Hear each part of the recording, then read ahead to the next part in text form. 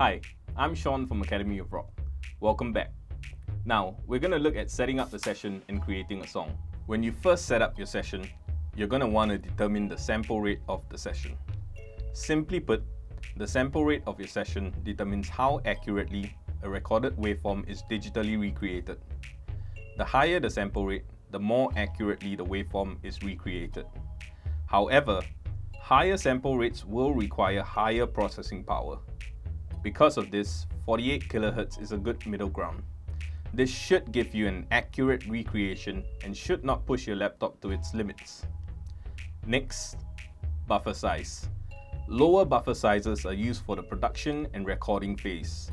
In this phase, you'll be playing notes in on your MIDI keyboard, and a lower buffer size will reduce latency, allowing you to play in time. A buffer size of 128 or 256 should be fine.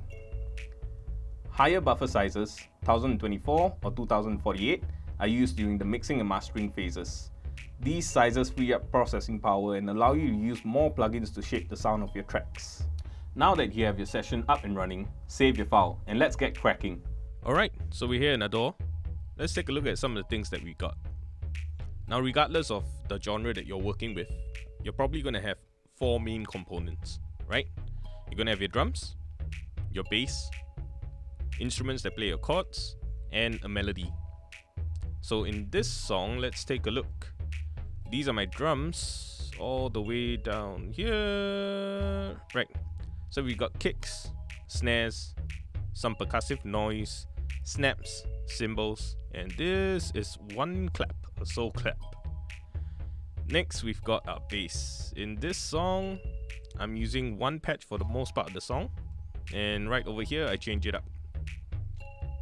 For chords, I've got kalimba, couple synth pads, and acoustic guitars. For melody, I've got a piano here, playing a simple melody, and the rest of my melody is carried by the vocals over here. And that's pretty much it, my four components for this song. So let's jump back up and close out this session. Now that we've got all our parts sorted, we've come to the end of this episode. Tune in to the next episode where we'll discuss arrangement. See you in the next video.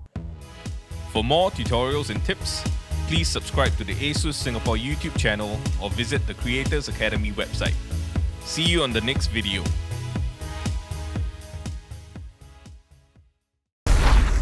Create with ASUS.